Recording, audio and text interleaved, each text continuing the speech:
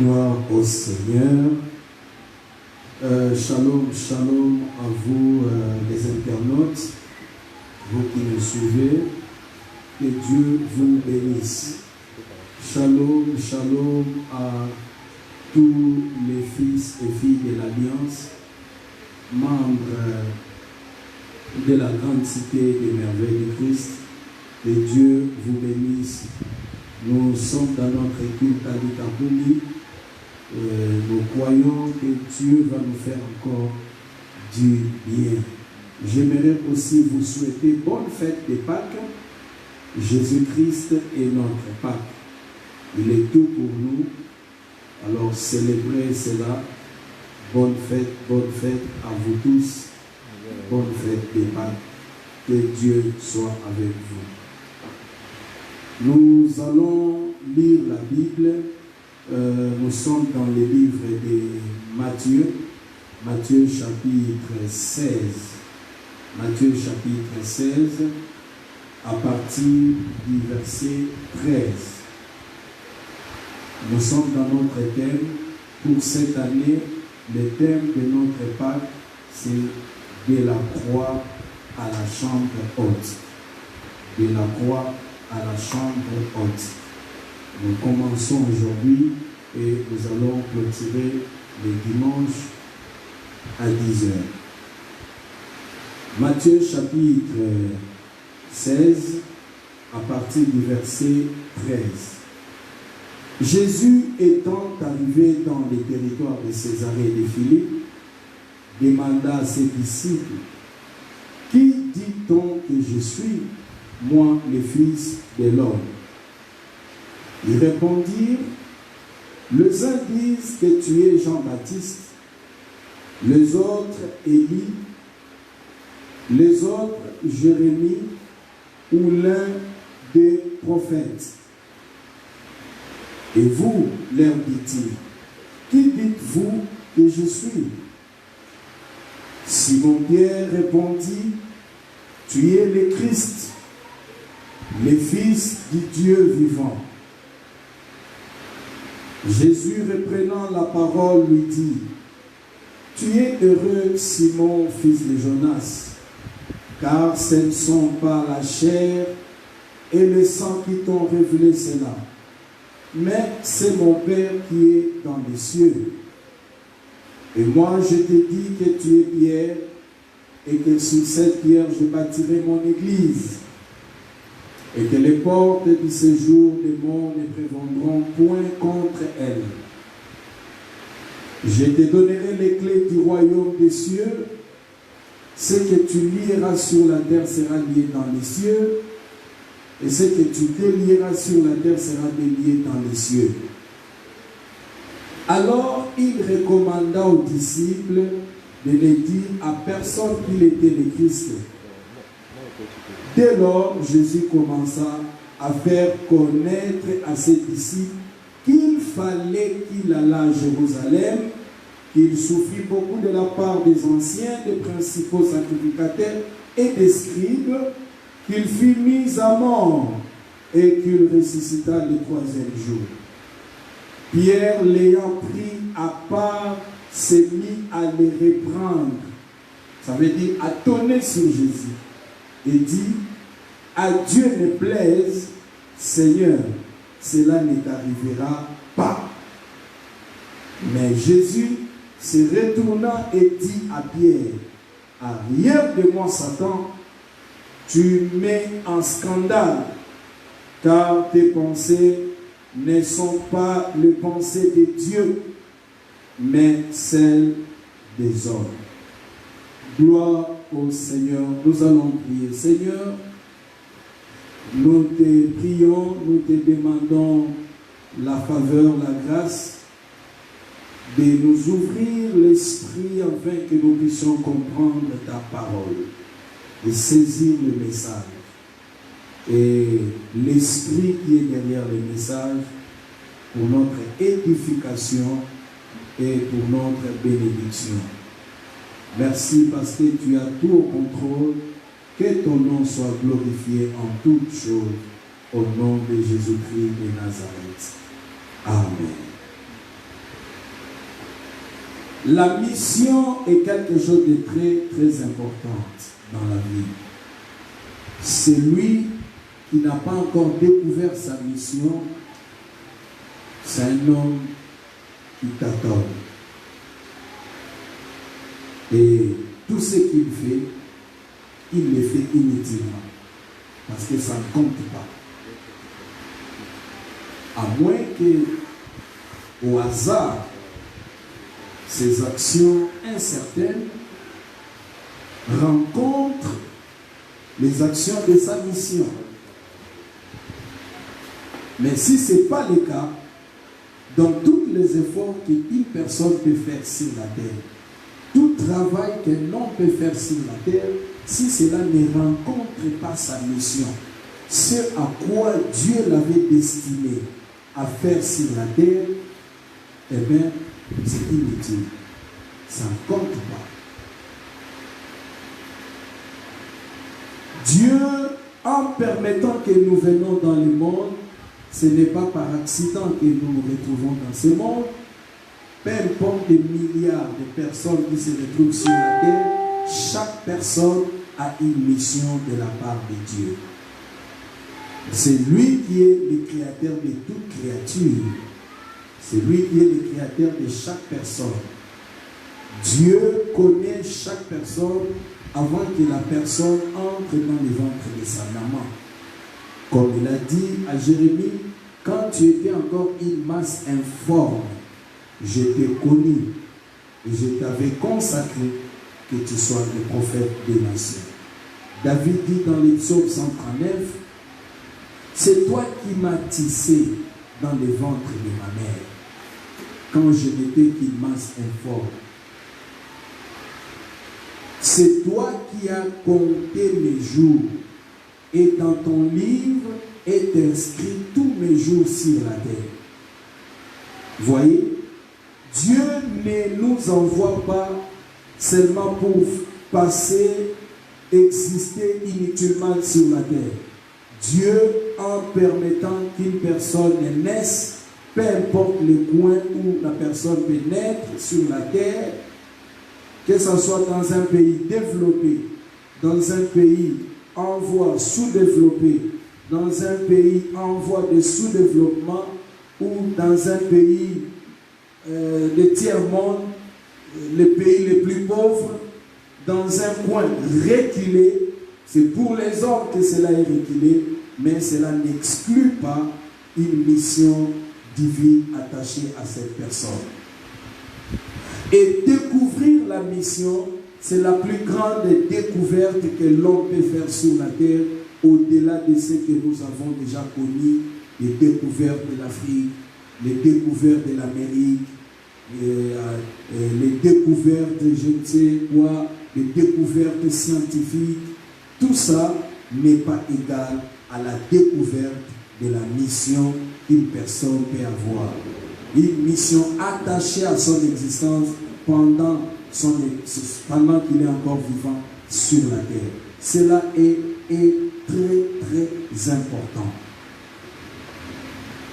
Celui qui existe, qui a vécu et qui n'a pas accompli sa mission pour laquelle Dieu l'avait envoyé sur la terre, il n'a pas vécu.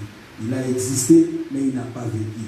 Il y a des gens qui existent, mais qui ne vivent pas, parce que vivre, c'est accomplir la mission à laquelle tu as été envoyé par le Créateur.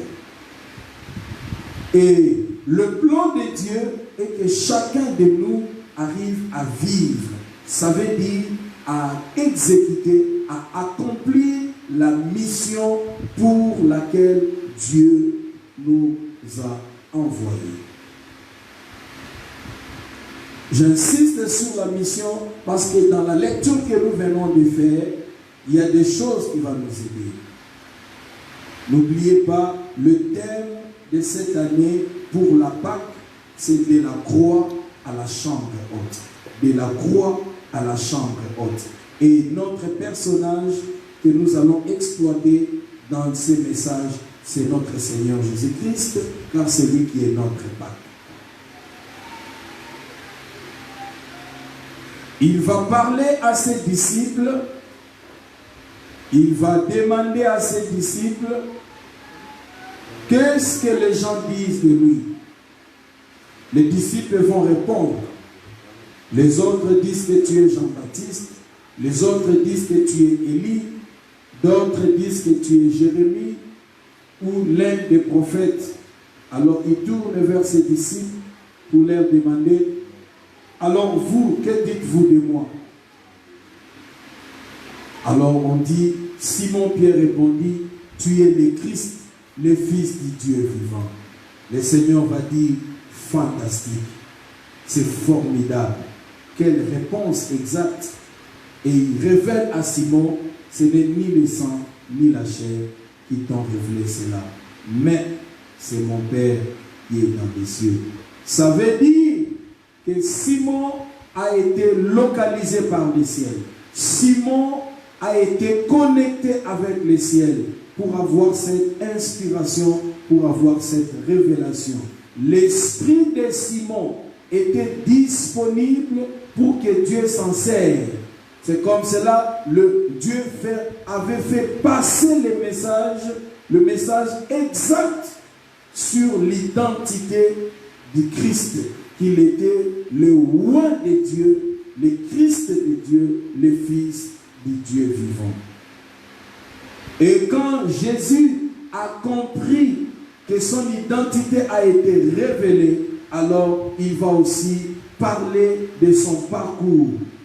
Le parcours, il va présenter à ses disciples son feuille de route.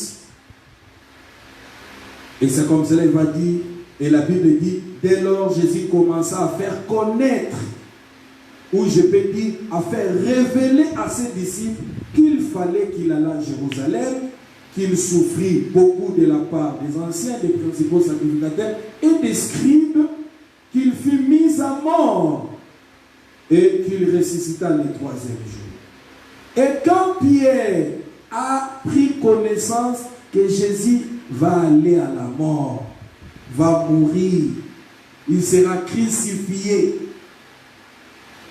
Pierre s'est levé. La Bible dit, il va prendre Jésus à part, laisser les autres seuls avec Jésus et il va les reprendre. Ça veut dire qu'il va faire les dons. Qu'est-ce que tu dis là? À Dieu ne plaise, Seigneur, cela ne t'arrivera pas. Jésus va se retourner contre Pierre, celui qui a été inspiré quelques minutes avant par les dieux tout-puissants. C'est lui qui avait l'esprit connecté avec les trônes.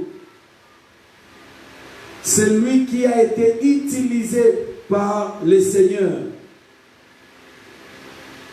Maintenant, il sera l'objet d'un instrument entre les mains du diable. Jésus se retournant et dit à Pierre, arrière de moi. Il n'a pas dit arrière de moi Pierre, il dit arrière de moi Satan. Parce que Jésus avait vu Satan dans Pierre. C'est Pierre qui a été inspiré par le Père Céleste. C'est Pierre dont l'esprit était connecté avec le trône de Dieu.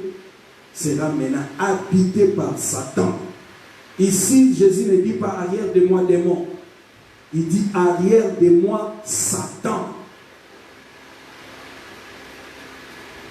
Il dit tu mets en scandale car tes pensées ne sont pas les pensées de Dieu mais celles des hommes. Écoutez, Jésus a réagi avec pleine autorité et il a identifié Satan en Pierre. Là, c'était un discernement des esprits. Il faut avoir un esprit très élevé dans la spiritualité pour arriver à comprendre que ce qui anime la personne qui est en face de moi n'est pas un petit démon, n'est pas une principauté, n'est pas un esprit méchant dans les lieux célestes, n'est pas un esprit de domination, mais Satan lui-même. Ça, c'est un discernement des esprits très élevé. Et vous devez comprendre pourquoi pas un démon, pourquoi pas un ange de l'enfer, un principauté du monde des ténèbres, mais Satan lui-même. Parce que là, il s'agissait de la mission. Il ne s'agissait pas d'une bénédiction, voiture, maison, mariage, voyage, travail. Non, il s'agissait de la mission. Et quelle mission? La mission d'aller racheter l'humanité, de racheter l'homme de l'esclavage du péché. Et Jésus a discerné que Satan était là. Il a voulu l'empêcher pour ne pas accomplir la mission. Jésus, miracle, résurrection de Lazare, résurrection des filles de Jairus, résurrection des fils de la veuve de Naïn, recouvert de vue de Bartimée et consort. Sans la croix, c'est nul. Parce que sa mission, c'était la croix. Tous les miracles qu'il avait fait là avant, enlever la croix, il devient nul. C'est comme quelqu'un qui mange, qui s'habille bien, qui habite une belle maison, qui roule belle carrosse, qui travaille, qui a un bon salaire, et enfin, il n'accomplit rien par rapport à ce qu'il devait accomplir. Il n'a rien fait. On n'a jamais célébré quelqu'un parce qu'il s'habillait bien, parce qu'il mangeait bien, parce qu'il dormait, habitait une belle maison. Non! On célèbre des gens qui ont joué un grand rôle. Ça veut dire des gens qui ont accompli une tâche, une mission, qui ont contribué pour le bénéfice de plusieurs. Ce sont ces personnes-là qu'on peut célébrer. Et là, parce qu'il fallait déjouer Christ et sa mission, il fallait que Satan lui-même s'incarne, manipule Pierre. Et Jésus, comme étant Dieu, il a compris que ce qui fait parler Pierre, c'est Satan. Et il va manifester son autorité. Bien-aimé, la mission de Jésus, c'était d'aller à la croix. Jésus est allé à la croix non parce qu'on l'a forcé. C'est lui-même. Vous voyez, ici, personne ne l'a fait arrêter. Il n'y avait même pas un procès contre lui chez Pilate. Ici, il parlait avec ses disciples. C'est ici que tout ça a été conclu. S'il fallait qu'il aille à la croix ou non. On voit ici Jésus défendre sa mission d'aller mourir à la croix. Et quand l'un de ses disciples a voulu que cela ne se réalise pas, il va donner. Parce que aller à la croix était un passage obligé. C'est à cela que le Père l'avait envoyé. C'est à cela que lui-même avait accepté. Tu m'as fait un corps. Je viens pour accomplir, ô Père, ta volonté. Quelle est cette volonté? Mourir à la croix. Pour le salut de l'humanité. La croix est un sujet extraordinaire, merveilleux pour nous, parce que sans cela, bien-aimé, qui pouvait approcher Dieu? Si Christ n'était pas allé à la croix, qui pouvait espérer quelque chose de Dieu? Si Christ n'était pas allé à la croix, il a accompli beaucoup de choses en allant à la croix, en étant crucifié à la croix. Il fallait qu'il passât par là. Et c'est là où il s'est fait notre Pâque. C'est là à la croix qu'il s'est substitué à nous. Ça veut dire qu'il a pris notre place. C'est là à la croix qu'il était devenu la rançon. Comme dit Ésaïe, il s'est chargé de nos péchés. Mais s'il n'était pas parti à la croix, tout ceci n'allait pas s'accomplir. Et nous, on n'allait pas approcher Dieu. On allait rester des esclaves éternels du diable.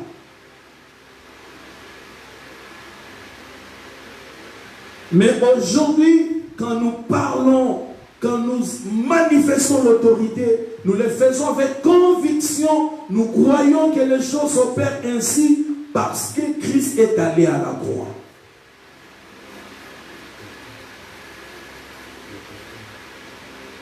De la croix à la chambre haute.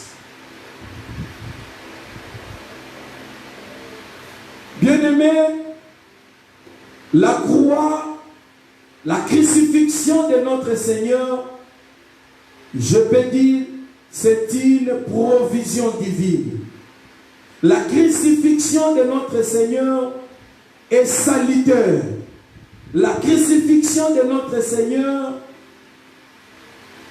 est une ouverture, c'est une inauguration d'une nouvelle page qui a été tournée. C'était l'inauguration d'une nouvelle route. C'était un nouveau ère qui avait commencé. Il fallait qu'il aille à la croix.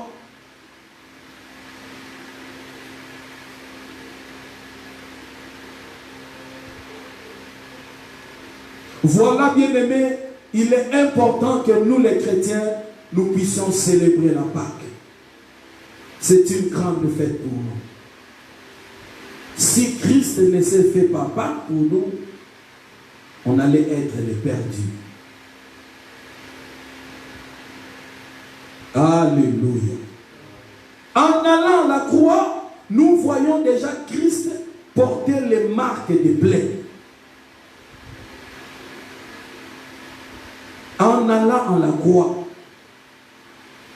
d'abord, dans le cours de Pilate, nous les voyons déshabillés. On va les faire porter un manteau de pourpre et on va faire une couronne d'épines de fer pour les faire imposer sur la tête. Et c'est par là déjà le sang va commencer à couler.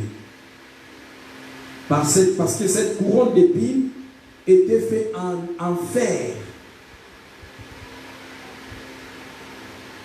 Et on va introduire cela sur la tête, les faire porter sur la tête. Le sang va commencer à couler. Il sera flagellé des coups, des fouets des soldats romains qui avaient des clous à la fin. Il y a la corde, et à la fin d'une corde, il y a un clou. Il y a une clou plutôt. Et quand on frappait, et quand on retirait le fouet, le clou entrait dans le corps. Et en retirant le fouet, ça rapportait un peu de la chair. Et le sang sautait comme ça.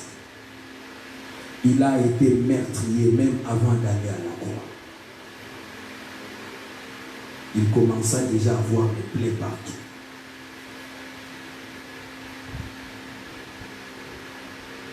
Mais écoutez-moi, Christ n'a pas été crucifié seul. Il a été crucifié avec des brigands. Mais si vous remarquez, les deux brigands-là n'avaient pas de plaies partout. Mais il n'y a que lui qui avait des plaies partout. Les deux brigands ne saignaient pas à la tête. Il n'y a que lui qui saignait depuis la tête parce qu'on avait fait porter une couronne d'épines de fer.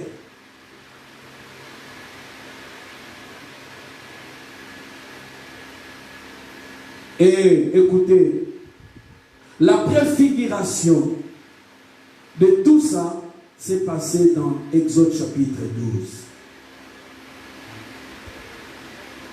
Au lieu que les premières nés des enfants d'Israël meurent depuis les hommes jusqu'aux animaux, Dieu va faire que cela n'arrive pas.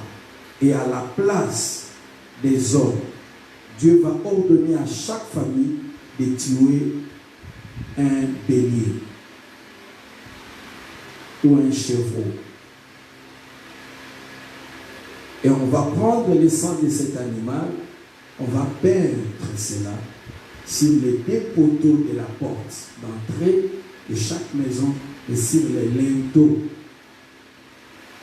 La croix était déjà depuis Exode chapitre 12.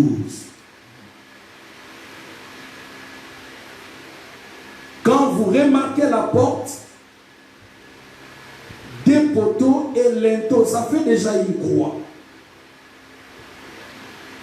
Et sur cette croix-là, qui était devant la porte d'entrée de chaque maison des enfants d'Israël, cette croix-là était teinte de sang d'un agneau qui avait l'âge d'un an, qu'on avait observé pendant 14 jours pour l'immoler.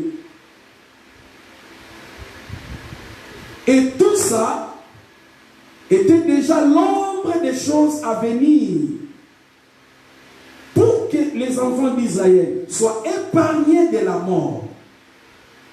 Il fallait qu'un agneau d'un an qui sera observé pendant 14 jours soit immolé et que sa chair soit mangée rôtie au feu et que rien de sa chair reste et que son sang soit peint sur les deux poteaux et les linteaux de la porte d'entrée. Ça parlait déjà de la croix, ça parlait déjà de la crucifixion, ça parlait déjà du substitut, ça parlait déjà de la rançon.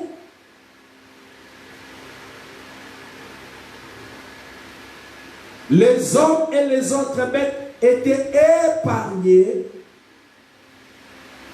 À la place, c'était cet agneau-là qui avait porté la charge, le poids, le fardeau. Et c'est comme cela que nous allons remarquer sur le mont de Golgotha, il y aura des brigands, l'un à gauche, l'un à droite, qui fait les deux poteaux, et au milieu, les linteaux, c'est le Christ. La croix sera présentée. Il fallait qu'il aille à la croix, non seulement pour nous épargner des châtiments, mais aussi à la croix, on dit que les rideaux du temple étaient déchirés.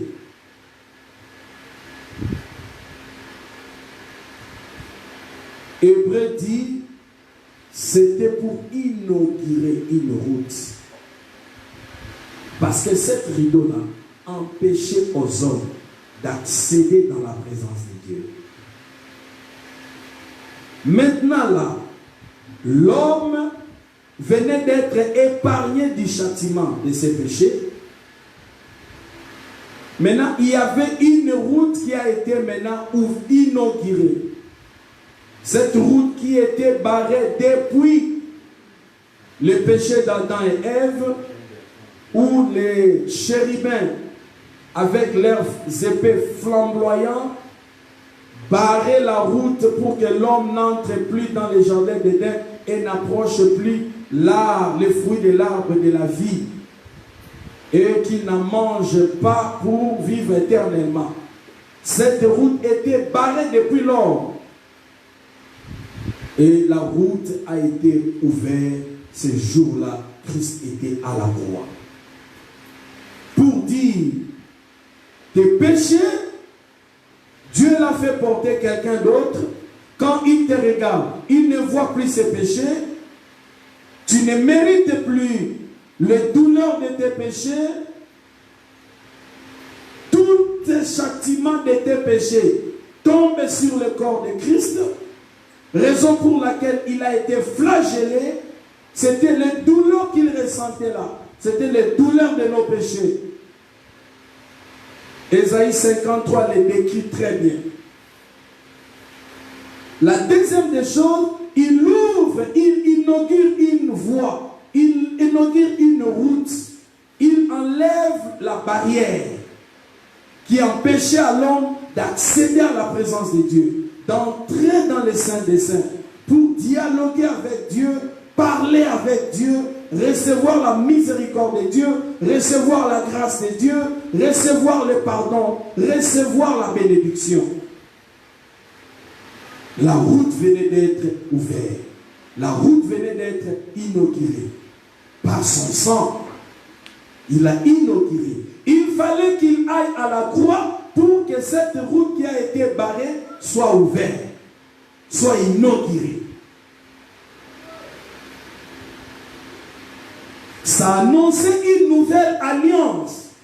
Parce que la première alliance a été inaugurée par le sang. Il fallait que la seconde alliance soit aussi inaugurée par le sang. Et cette fois-ci, ce n'est pas le sang des animaux, mais le sang de Dieu lui-même. Mais tout ça, Pierre voulait empêcher que cela n'arrive pas. Ce n'était pas Pierre, mais Satan dans Pierre. Et voyez, tout ce travail n'a pas de rapport avec la résurrection des morts. Parce que tous ceux qui étaient ressuscités là, après, ils étaient encore morts. Lazare, après être ressuscité, il était encore mort. Le fils de la veuve de Naïm, après être ressuscité, il était encore mort. La fille de Jairus, après être ressuscité, il était encore mort. Tous ceux que Jésus avait guéris, les aveugles avaient recouvert la vie. Le paralytique, il a fait marcher. À un certain moment, tous étaient morts. Mais ce qu'il a accompli à la croix, c'était plus important. Si cela n'était pas fait, aujourd'hui on allait être des perdus. Sa mission, c'était ça.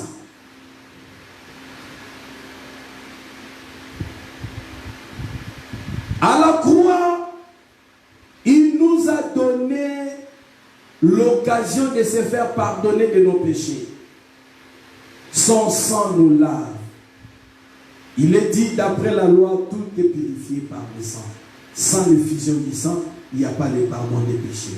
Si Christ n'était pas allé à la croix, nos péchés n'allaient pas être pardonnés. Il pouvait guérir de la maladie, il pouvait ressusciter des morts, mais tant qu'il n'était pas allé à la croix, nos péchés allaient rester là. Dieu n'allait pas nous approcher. On n'allait pas être bénéficiaire des grâces et des faveurs de Dieu, des bénédictions de Dieu. Parce que le péché, selon Ésaïe 59, met une barrière entre nous et Dieu. Le péché rend la main de Dieu courte pour ne pas nous toucher, nous bénir. Le péché rend les oreilles de Dieu sourdes pour ne pas écouter nos prières. Le péché nous empêche les bénédictions de Dieu. Le péché nous soumet à la malédiction. Le péché nous vend au diable. Mais il fallait qu'il aille à la croix et que par son sang, nous puissions avoir le pardon de nos péchés. Nous puissions avoir la purification de nos péchés. Et cela s'est accompli à la croix.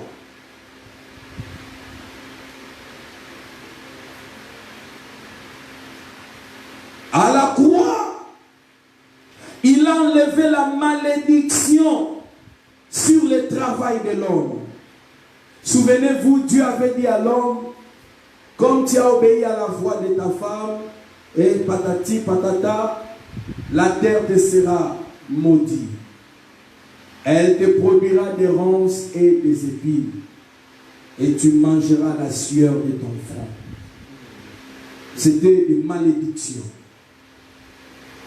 Pas prononcée sur l'homme. Dieu avait respecté l'homme parce qu'il était son image, sa ressemblance. Dieu a maudit les terrains où l'homme devait travailler pour gagner sa vie. Donc c'était une malédiction indirecte. Et en allant à la croix, Christ a porté cette couronne qui était faite d'épines. Ça veut dire, quand tu es en Christ, tu travailleras.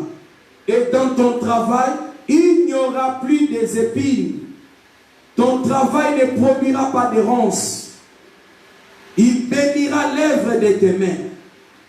Tu travailleras et tu prospéreras.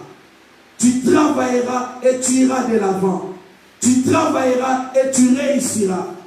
Parce que les épines et les ronces a été déclaré comme signe de malédiction sur le travail de l'homme. Mais quand Christ est allé à la croix, par la couronne d'épines qu'on avait fait porter,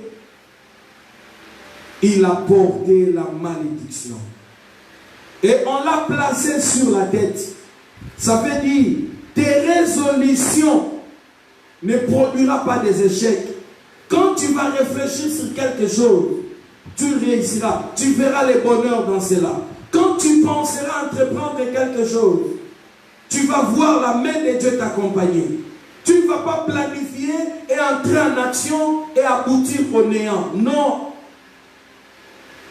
C'est comme cela la Bible dit, celui qui réfléchit sur la chose trouve le bonheur.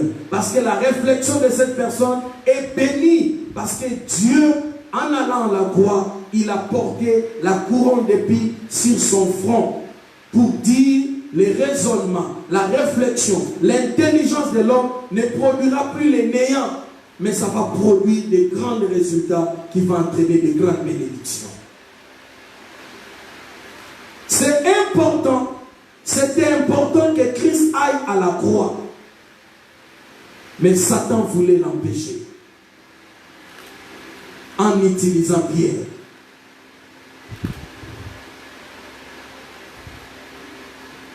Mais Christ, connaissant l'importance de la mission, il a résisté contre Pierre. En vérité, ce n'était pas Pierre, mais Satan. Parce qu'il ne voulait pas que toutes ces choses se réalisent.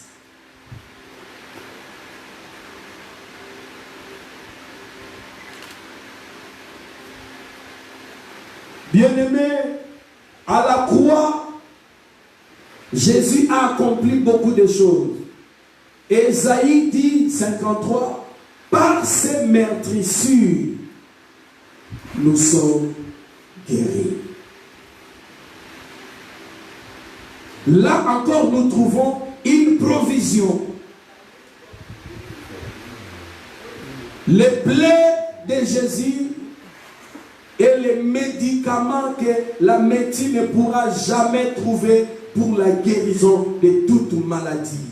Masalabo Shata, Reko Pasika Ramaderia, Gora Masaka, Shindere Mosia.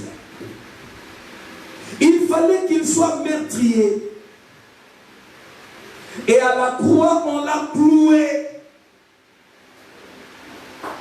On a pris une lance, on l'a percé au côté. Et c'était pour la guérison. C'est comme cela Malachie dit, la guérison sera sous ses ailes. La guérison sera sous ses ailes.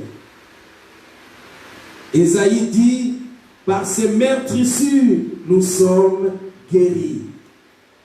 Pierre va dire, par ses meurtrissures, nous avons été guéris. Ça veut dire, les meurtrissures de Jésus-Christ fait partie de la provision divine pour la guérison de ceux qui croient en lui. Tu me suis, tu es malade, tu as crié au Seigneur, il y a une provision pour la guérison de ta maladie. Ça fait déjà 2000 ans qu'il était à la croix. Il savait que toi tu tomberas malade et il a accepté quelques plaies dans son corps pour la guérison de ta maladie. Alléluia. Notre très cher frère Domingo de l'évangéliste a chanté O futa nyongo nanga osilisa papa sinanga tina nini na nyokwama Aussi onyokwama ponanga. Alléluia. Il dit, tu as payé le prix à ma place. Il n'y a plus de dettes. Il n'y a plus moyen que je souffre encore parce que tu as déjà payé le prix. C'est ce que Christ a accompli à la croix.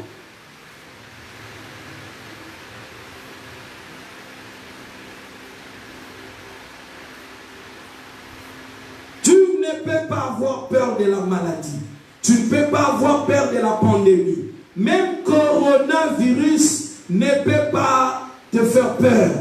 Parce que le meurtrissure de Jésus-Christ est capable de te guérir du coronavirus.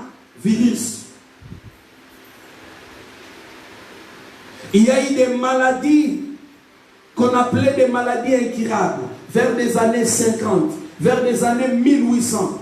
L'autre fois, j'ai évoqué le cas de John Alexander Dowie qui a vécu vers les années 1800. Mais pendant ce temps-là, il y avait une pandémie. Il avait compris ce que je suis en train d'enseigner. Après avoir perdu 40 membres de son église, quand la révélation est arrivée, il a dit non, le diable, cette pandémie ne va plus emporter les membres de mon église. Dieu respecte, obéit, et derrière la révélation, il n'avait plus perdu les membres de son église, bien que la pandémie était encore sur la terre. Mais les membres de son église, personne n'était parti avec cette pandémie quand John Alexander Dowie avait reçu la révélation.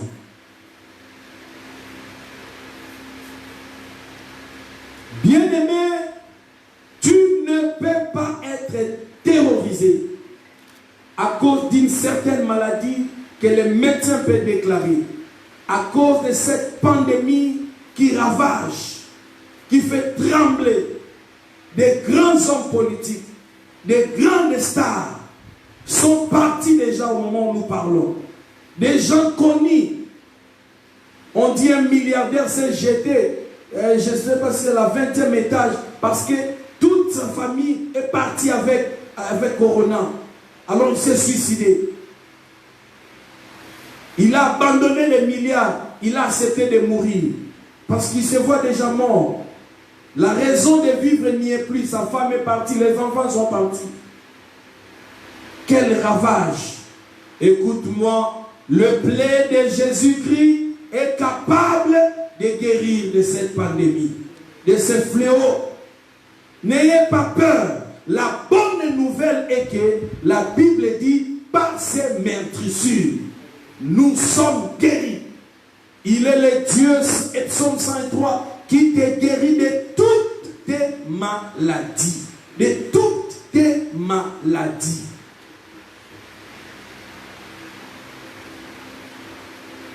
Ça, c'est la bonne nouvelle. Les médecins sont dépassés. Les grands laboratoires ne savent pas quoi faire. Mais écoute-moi, il y a un laboratoire que le monde ne pourra jamais créer, c'est le corps de Jésus. Un laboratoire qui a été travaillé, Masalabosha, qui peut guérir de toute maladie, de toute pandémie, de toute épidémie fléau.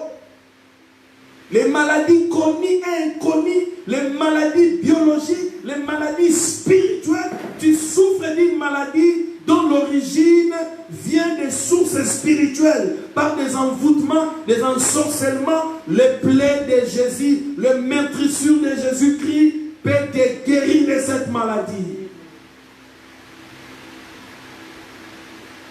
Alléluia.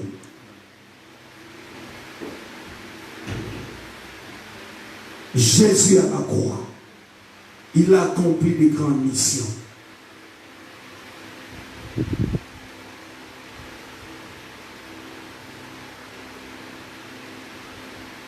Les paroles de Dieu sont des paroles.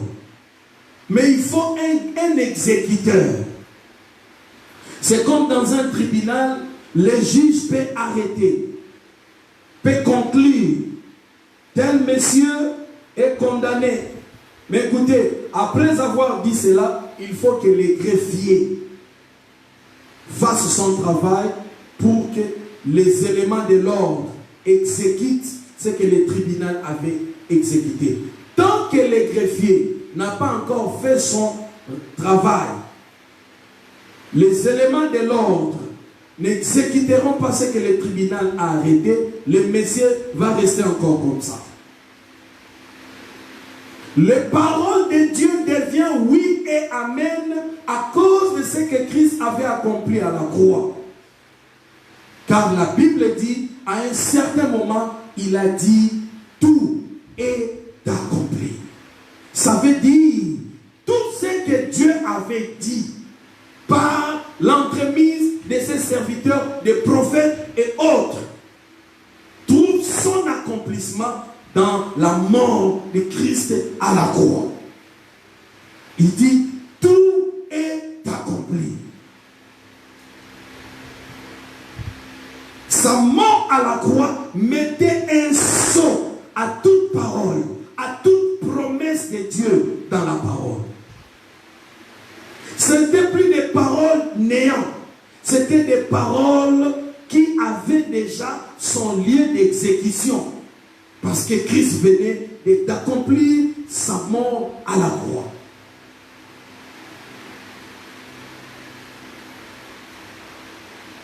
Nous devons célébrer la Pâque. Parce que les promesses de Dieu deviennent oui et amen à partir de sa mort à la croix. C'est là où il a accompli tout. Aucune iota, comme lui-même avait dit.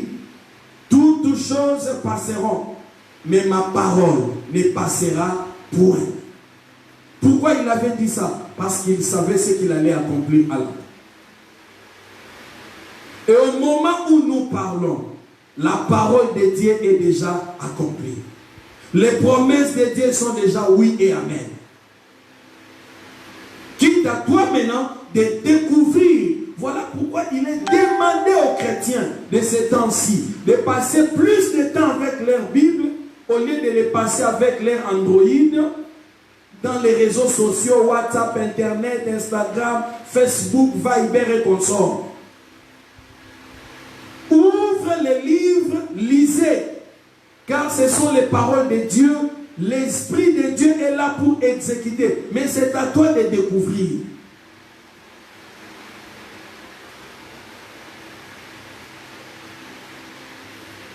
Il est allé à la croix pour accomplir les paroles de Dieu, accomplir les promesses de Dieu,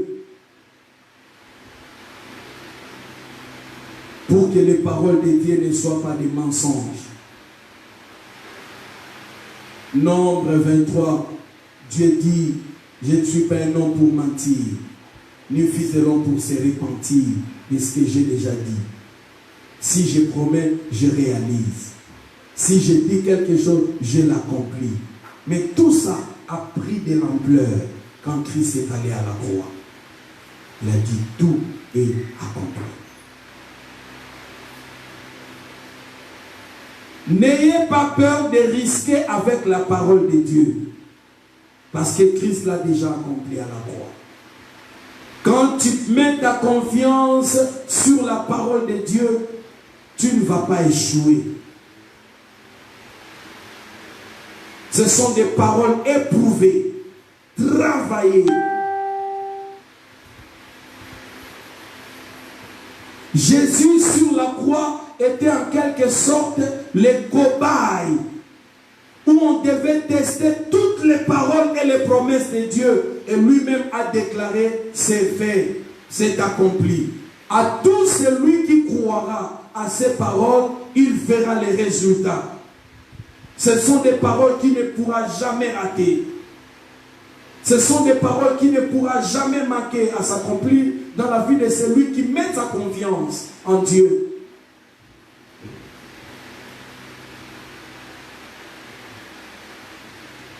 S'il avait dit tout est accompli, bien-aimés, c'est pour nous assurer que nous n'avons pas hésité avec la parole.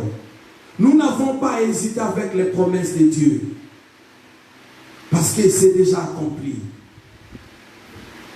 Quitte à nous de le découvrir et de s'en servir, nous verrons Dieu. Nous vivrons la fidélité de Dieu. N'est-il pas écrit, c'est lui qui vous appelle est fidèle.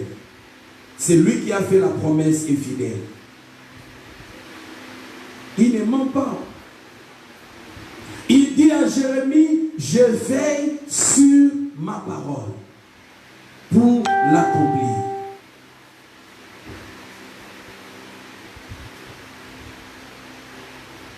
Croyez à la parole de Dieu plus qu'aux paroles des médecins.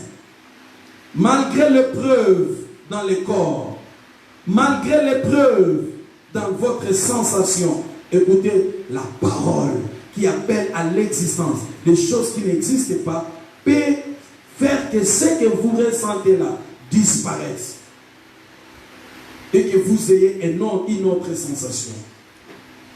Croyez à la parole de Dieu plus qu'aux paroles des politiciens.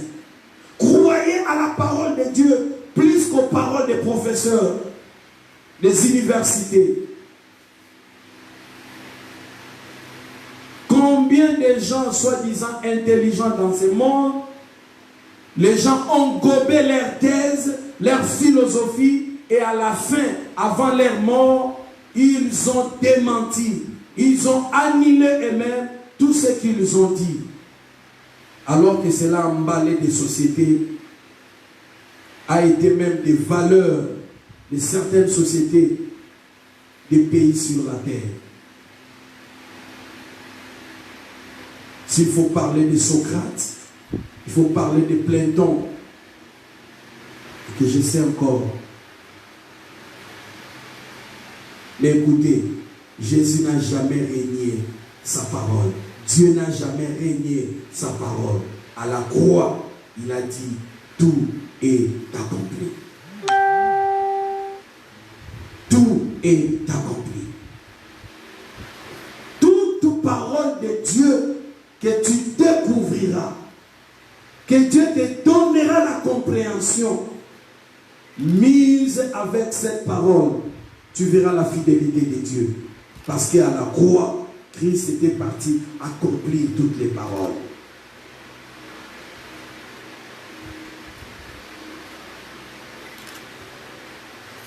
Christ à la croix, Galate dit, la loi dit, maudit soit celui qui est pendu au bois. Et Christ était allé à la croix, il a été pendu au bois, non parce qu'il cherchait à être béni, parce que lui n'avait pas péché, en parole, en action, en pensée. Il était saint, mais il a subi une peine.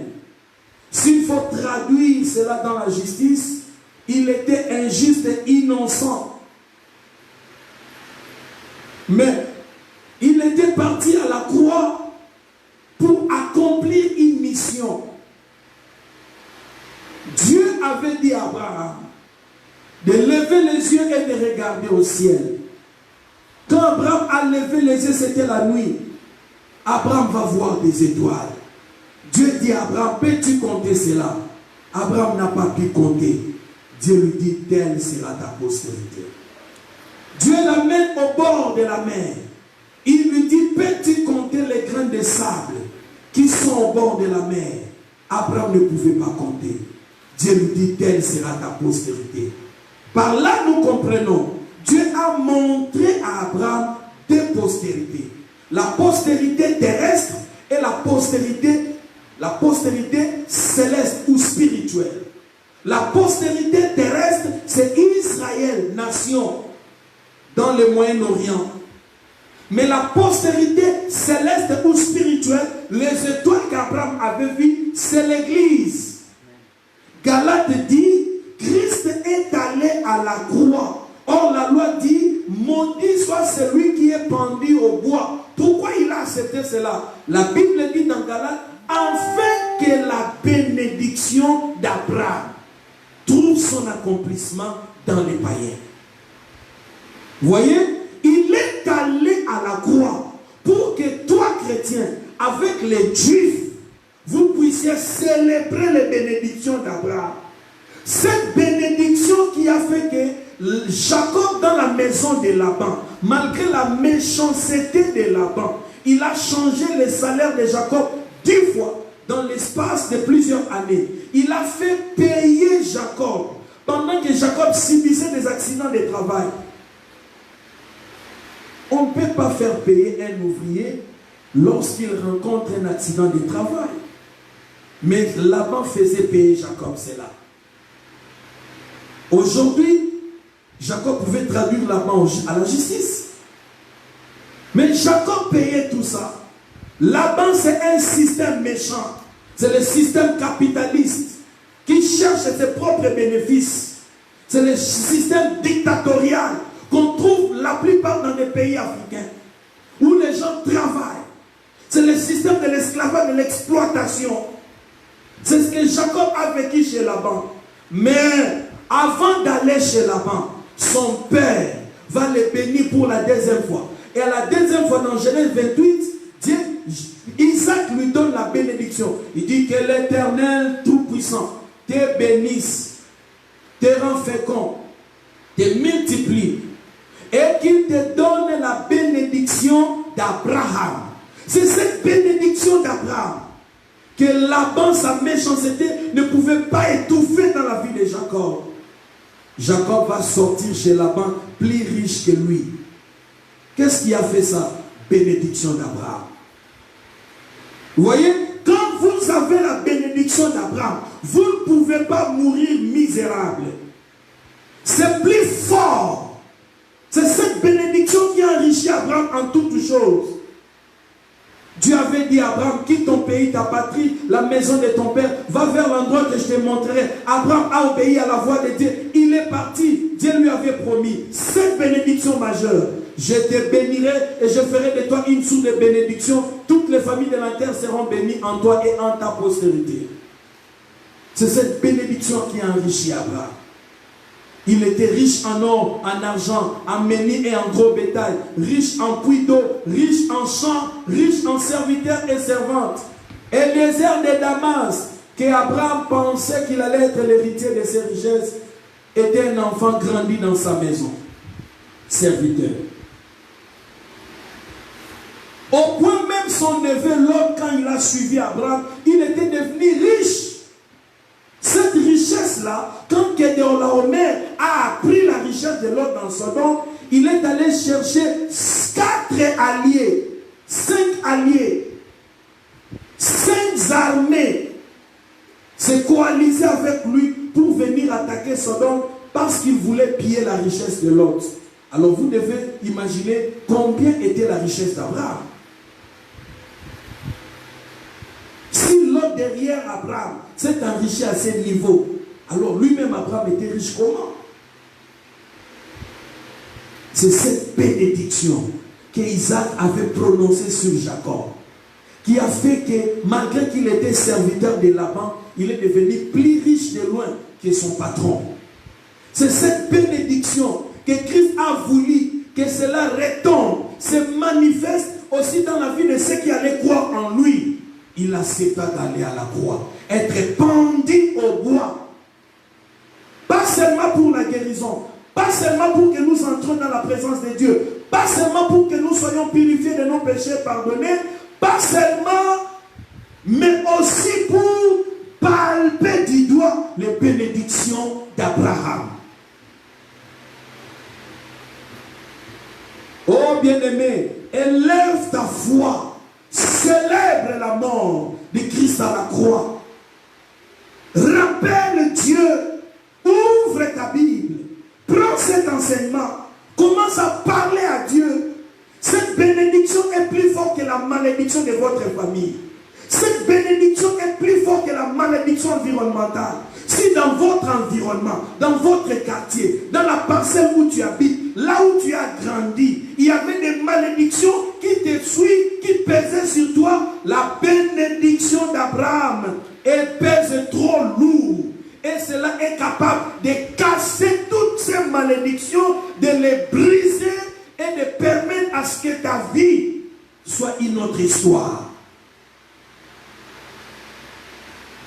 possible afin que la bénédiction d'Abraham. Cette bénédiction a enrichi Isaac. Isaac était devenu plus riche que le roi des Philistins. Abimelech se sentait trop petit. Et il a commencé à combattre Isaac, à lui arracher des puits. Quand il arrachait, il y avait d'autres découvertes. Quand il arrachait, il y avait d'autres découvertes. En fin de compte, il a analysé, non, si je continue à combattre cet homme, c'est moi qui serai le perdant. Mieux vaut faire une alliance avec lui, comme ça je vais profiter derrière lui. Il va prendre son général d'armée Picol et pour aller rencontrer Isaac et faire une alliance avec Isaac pour être bénéficiaire des bénédictions d'Isaac. Parce que la bénédiction d'Abraham pesait sur Isaac. C'était leur propre pays, mais leur propre pays ne pouvait pas respecter leurs semences. Pendant qu'ils s'aimaient, la terre tuait leurs semences. Mais Isaac qui était étranger, quand il s'aimait, sa semence germait. Et c'est comme cela la Bible dit, il s'aima, récolta au centime, il devint riche. Il s'aima encore, il devait de plus en plus riche, jusqu'à ce qu'il est devenu extrêmement riche. C'était surnaturel, c'était pas naturel, c'était la bénédiction d'Abraham. Isaac va léguer cette bénédiction sur Jacob. Ça va faire des dégâts chez Laban. Cette bénédiction, Christ, pour que cela atteigne les chrétiens. Nous qui ne sommes pas juifs, mais qui sommes juifs spirituels, membres de la cité de Dieu, membres du corps du Christ qui est l'Église, pour que cette bénédiction soit réelle avec nous, il fallait que Christ paye le prix de la mort à la croix. Voilà, il avait dit à Pierre, rien de moi, Satan, tu veux m'empêcher que j'accomplisse ce qu'il faut pour que ceux qui croiraient en moi vivent la bénédiction d'Abraham. N'est-il pas écrit quelque part, si tout le monde cherchera à être béni, il le sera par le Dieu d'Abraham.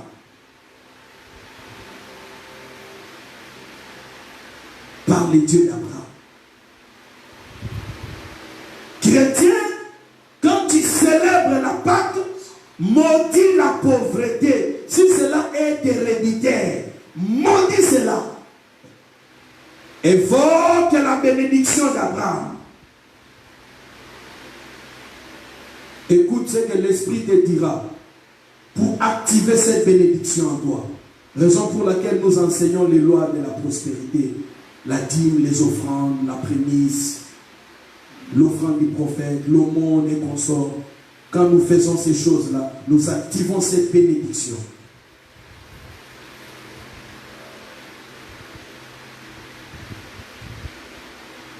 Alléluia. Bien-aimés, voilà ce que Christ a accompli à la croix. Il a accompli des choses extraordinaires. Quand on dit la croix, c'est vague. Mais il y a des choses, comme je viens de les énumérer là. Ce sont des choses que Christ a accomplies. Et écoute-moi, Christ ne reviendra pas prendre une église faible. Une église faible spirituellement. Non. Raison pour laquelle Apocalypse dit, ils l'ont vaincu à cause du sang de l'agneau. Quand on voit les mots vaincus, ça veut dire victoire. Est-ce qu'il y a victoire sans combat? Non. Quand on dit que celui-là c'est un vainqueur, c'est qu'il vient de combattre. Ça veut dire, nous sommes restés ici sur un terrain de combat. Nous sommes en guerre contre les diables. Paul l'a dit dans ses épîtres. Nous ne combattons pas contre la chair et le sang, mais contre les principautés, les autorités, les dominations, les esprits méchants, les princes de ce monde des ténèbres. Paul nous parle des armes spirituelles. Mais écoutez, la finalité dans les armes spirituelles, le sang. Nous l'avons vaincu à cause du sang de l'agneau. Et ce sang, quand on parle du sang de l'agneau, c'est le sang qui a coulé à la croix. Alléluia. Tu n'es pas un perdant. tu es un vainqueur. Et la Bible dit, nous sommes plus que vainqueurs à cause de celui qui nous a aimés et qui est mort pour nous. Où est-ce qu'il était mort? À la croix. C'est là où il a fait de nous des plus que vainqueurs moyennant son sang. Tu ne peux pas avoir peur des sorciers de ta famille. S'ils ont bouffé l'autre, toi tu n'es pas l'autre. Toi tu es toi. Hérode avait fait tuer Jacques l'apôtre, mais il n'a pas pu tuer Pierre. À la place de Pierre, l'ange de Dieu l'avait frappé et il était mort. Toi tu ne partiras pas. Toi tu resteras. Ceux qui veulent ta mort, c'est eux qui vont mourir. Ils vont entrer dans la fosse qu'ils ont creusée. Ils vont se livrer de leur propre sang et ils vont manger leur propre chair. Des pièges qu'ils t'ont tendus, ces pièges-là vont les saisir. Ils seront surpris en train d'être emportés par leurs propres pièges. Oh, j'aime les dieux de Mardoché. Aman a fait un étalage. Il dit, ici sera pendu Mardoché. Il ne savait pas que Mardoché était un juif, un adorateur de Yahweh Adonai. Oh, bien-aimé, les choses ont tourné. Au lieu que ce soit Mardoché sur l'étalage, c'était lui-même Aman qui avait fait élever cet étalage. Il était pendu, brûlé. Je prophétise sur toi. C'est toi le vainqueur. Dans cette situation-là, c'est toi qui vas sortir la tête haute. Tes ennemis seront confondus au nom puissant de Jésus. Tous les combats de ta vie, tu es déjà proclamé vainqueur.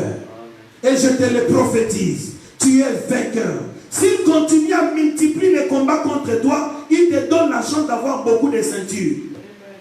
Reçois cette grâce au nom de Jésus. Ils vont faire de toi champion des champions en multipliant les combats, parce qu'en aucun jour ils vont te mettre par terre, parce que le sang parle jusqu'aujourd'hui. Tu les as vaincus. Si par le sang tu as vaincu Satan, tu as vaincu le monde des ténèbres. Jésus ne viendra pas prendre une église faible, une église défaitiste. Non, Jésus viendra prendre une église puissante, forte. L'église, ce n'est pas des bâtiments. L'église, c'est toi qui as reçu Christ en toi. Tu es la maison de Dieu, le temple du Saint-Esprit.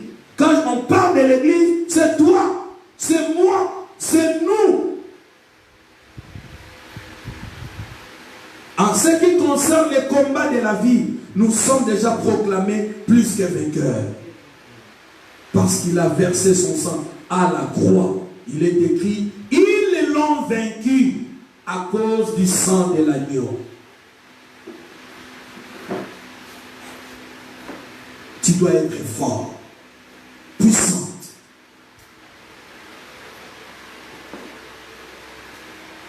Je vais paraphraser une phrase de Renard Bonke. Dans l'une de ses livres, il a parlé en termes de sagesse. Il dit, un homme avait dit, pourquoi Dieu ne peut pas purifier tout le monde? Et il dit, mais il y a des usines partout dans le monde qui fabriquent des savons, des toilettes.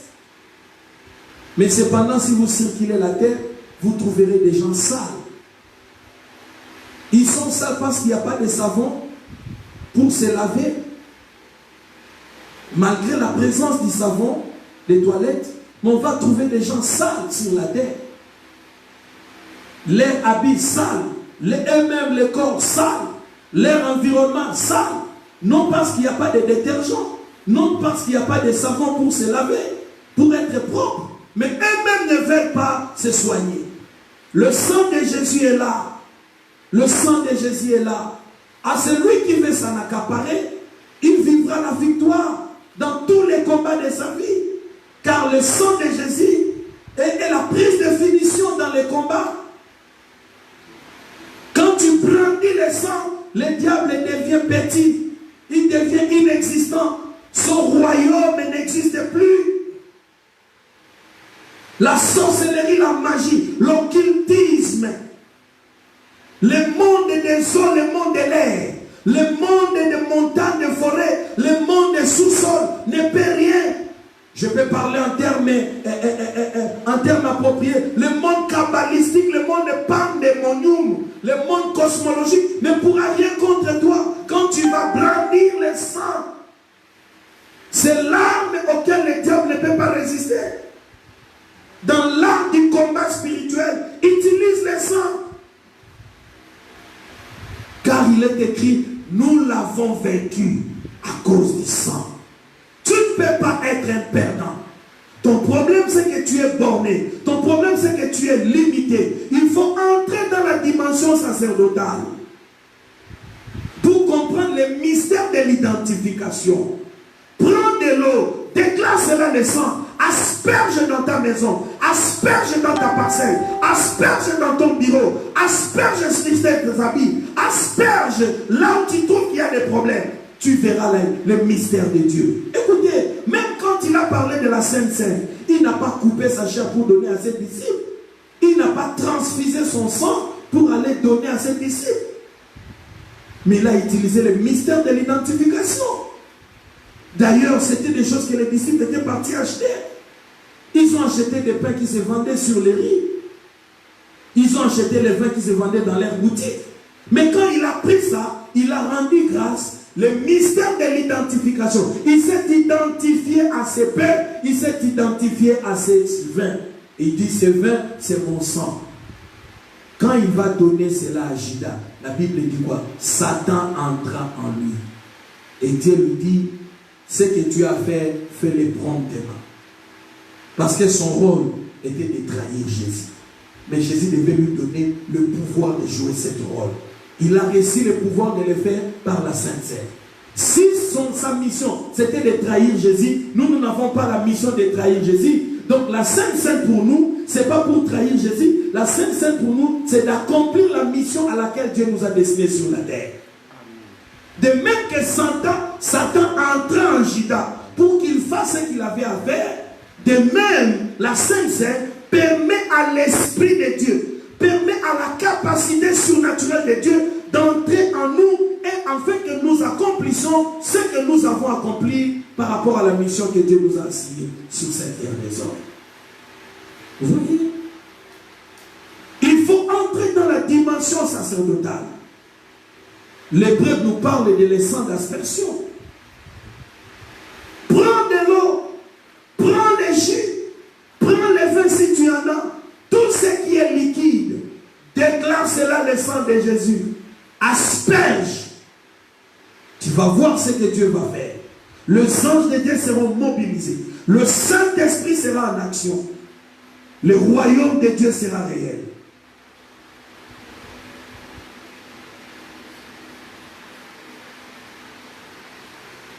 Bien-aimés, voilà un peu. Il y en a encore beaucoup de choses, mais on peut se limiter là. À la croix. Voilà ce que Christ a fait. Voilà le thème de notre Pâques pour cette année, de la croix à la chambre haute. De la croix à la chambre haute. Nous avons essayé de parler un peu sur la croix.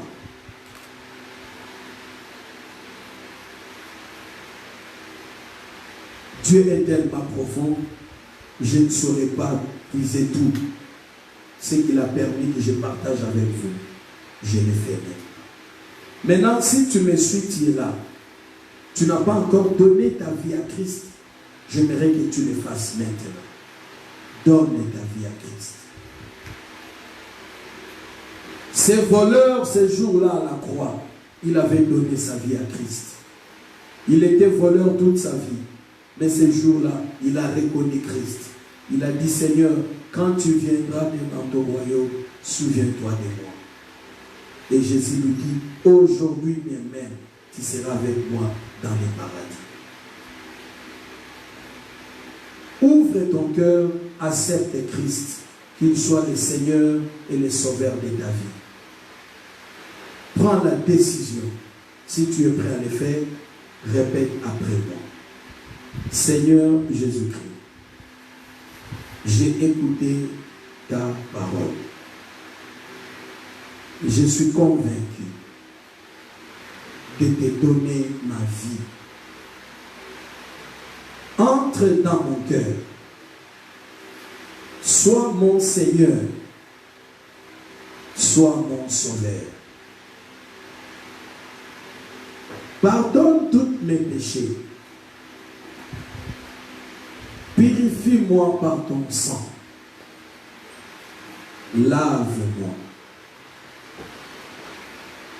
Je renonce au diable et à ses œuvres. Je renonce au monde et à ses œuvres. Je renonce à mon corps et à ses mauvais désirs. Donne-moi ton esprit. Fais de mon corps ta maison, ton temple.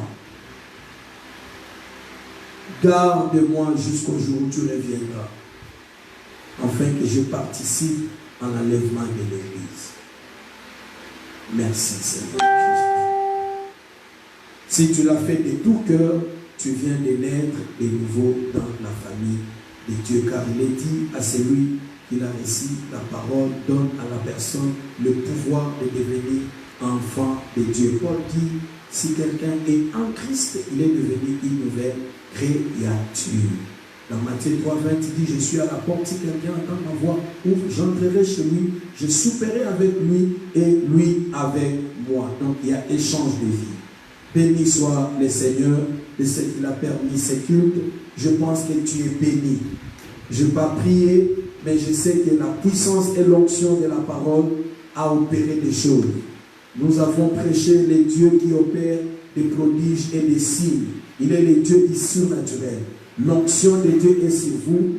Et ce dont vous attendez de Dieu, recevez cela. Au nom de Jésus-Christ. Quant à moi, je vous dis, je termine avec vous. À celui qui a besoin, il y a des préoccupations, des suggestions. Vous avez des requêtes, vous pouvez nous écrire. Et si vous pouvez exercer votre libéralité, nous avons nos adresses électroniques. Vous pouvez envoyer votre argent, offrande, dîmes et consorts et autres. Si vous êtes à l'extérieur du pays, vous pouvez le faire par Air, par Western Union. Vous nous appelez, on va vous donner les coordonnées pour envoyer votre libéralité et Dieu ne manquera pas à vous bénir. Par rapport à ce thème, nous allons prendre la suite les dimanches à partir de 10h heure de Kinshasa. Soyez là scotchés et soyez réunis parce que ça sera un culte d'enseignement et d'impactation. La gloire de Dieu sera au rendez-vous. La main de Dieu va beaucoup travailler. Que Dieu vous bénisse le dimanche prochain. Bye.